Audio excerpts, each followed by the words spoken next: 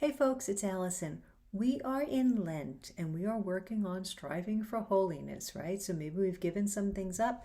Maybe we're taking on certain penances. Maybe we're um, doing more scripture reading, maybe giving alms. All really, really good things.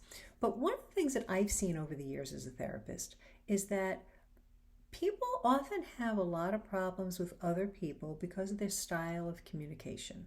And sometimes that's because of their temperament. I mean, a choleric temperament, I always call them the bull in the emotional china shop. They don't mean anything bad, but they may just bark out orders. And it's kind of off putting to people, especially, melancholies like myself. We don't like that. But I think that sometimes we have to really monitor our tone of voice. What is your tone communicating? And this might be a good exercise in Lent. Try to listen to yourself. Ask others for feedback. You might even want to tape record yourself. There are some people that I see that really they have a very beautiful tone. They communicate tenderness to their children. They may still be firm, but there's a tenderness. And we always want to strive for that. We want people to feel loved, right? We want people to feel respected and valued. And then there are people who maybe kind of show their annoyance with their tone. They're very impatient, perhaps.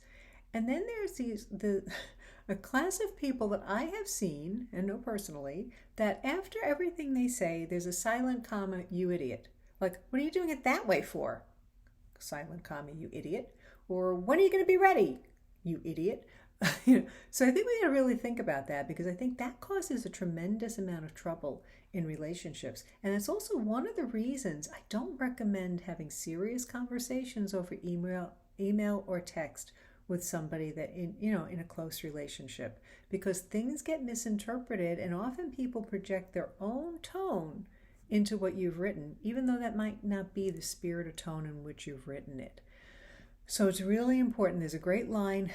Somebody told me when she was being trained as a lector, they use this line that depending on what word you emphasize, you can change the meaning or tone of the line. So I didn't say you could kiss her. I didn't say you could kiss her. I didn't say you could kiss her. I didn't say you could kiss her. I didn't say you could kiss her. I didn't say you could kiss her. Think about that. All right. So I think it might be for many of us a worthy endeavor to look at it during Lent. What is my tone communicating? And to try to listen to yourself. I know sometimes we're in such a habit we don't realize it, but it really is important because especially when we're talking to our spouse and our children, we always want to be communicating respect. Yes, even to your children, we want to communicate respect to our children and we want to communicate tenderness.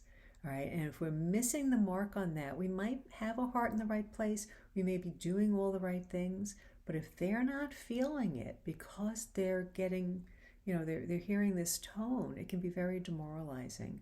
So I would suggest, maybe keep a journal, tape record some conversations, try to listen to yourself, and if you're really brave, ask for some feedback.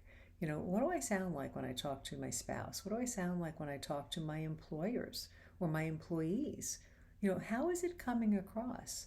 Sometimes you don't realize. There's a very funny episode of Everybody Loves Raymond when Deborah had PMS and one of the friends says, does she realize how she's coming across to people? And Raymond decides to tape her. It was a hilarious episode. So I'm not recommending that we tape other people, but to kind of like try to become aware of your own tone and start working on it. Is there another way of communicating something? And saying, hey, get down here and do this. How about saying, hey, honey, when you have a moment, I need this done. Would you mind doing it?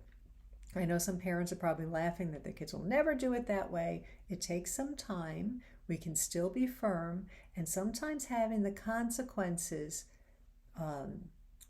be the enforcer more so than our tone.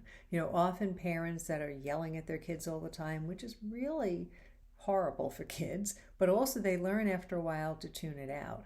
So let's say you keep saying to your kids, shut off the TV, go brush your teeth. Shut off the TV, go brush your teeth. When you're finally screaming at them, you're also probably walking toward the TV and turning it off yourself. But in the meantime, everything has blown up because of the tone and because maybe they've tuned out the tone and stuff like that. So the natural consequence, honey, you need to shut off the TV in 5 minutes. And then in 5 minutes, go in, shut off the TV, and say nicely, honey, you need to go and brush your teeth. It's time for bed. I know in practice it's not quite as easy, but it's something that I think we do need to work on. And like I said, if you're having any kind of serious conversation with a loved one, a spouse, boyfriend, or girlfriend, do not do it over text. It is just too risky. And I've seen so many problems that could have been averted if they'd only spoken in person. So if you struggle with that, you might want to reach out to a Catholic therapist if things have become so toxic, all right? Sometimes it's also our mindset we need to work on, so a Catholic therapist can help you with that.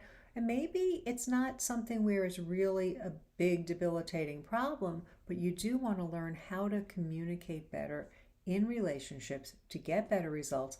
That's where a Catholic life coach can be super, super, super helpful. So I would encourage you to get on Catholic life coaches, look for a relationship coach, communication coach, general life coach, and they can be really helpful. First of all, in identifying our mindset. Sometimes our mindset is everybody's an idiot, and therefore it comes across that way. And sometimes we've got to work on that because everybody's not an idiot. It may seem that way, but they're not. And we need to just look at that and say, where is that coming from? And again, sometimes it's temperament. Sometimes we're so laid back that we don't really communicate the import of something. I remember a funny story with my couple of friends. One who's so laid back, the girl was, her friend was driving and she was about to rear end somebody, and she said it like, Mary, you're about to boom. So gotta look at that too. Ask for feedback, look at it, but really think about looking, toward a good Catholic life coach who can help you to improve communication, which what happens? You improve relationships, your own satisfaction in relationships, and it's a really good thing. So I hope you find that helpful. Great free report there. Live a life of purpose and joy, how a Catholic life coach can move you from ordinary to extraordinary. Hope you download it. God bless you. And be sure to like and share the video. Thanks.